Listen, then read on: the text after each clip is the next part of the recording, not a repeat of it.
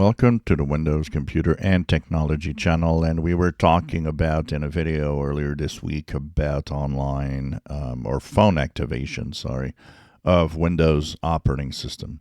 So there was a system, and this was used a lot. I remember using this also because it activated when sometimes the own activation with the PC itself through the internet didn't work well.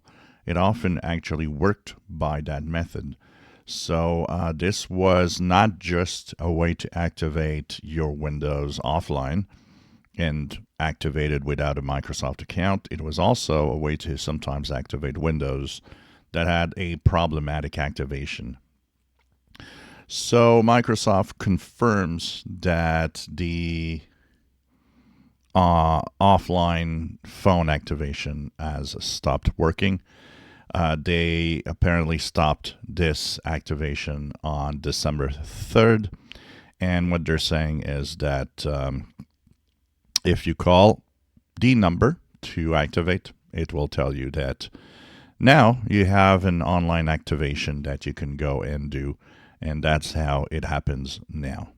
So this means that the good old phone activation is, in fact, gone. And Microsoft confirms that this does not work anymore. So this is a way that, unfortunately, was used and was for some interesting and making it easy to activate offline. Like I said, if you didn't want to have a Microsoft account, that was a way. And, I kind of wonder, did they remove this feature to save money, or did they remove this option because they don't want you to activate without a Microsoft account? And they're kind of squeezing in here. But whatever the reason, this is now gone. I'm thinking more of the the fact that this activation, like I said, often activated problematic activation keys on Windows.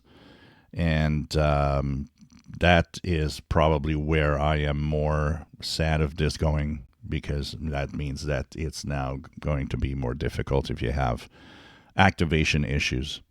If you enjoy my videos, please subscribe, give us thumbs up. Thank you for watching.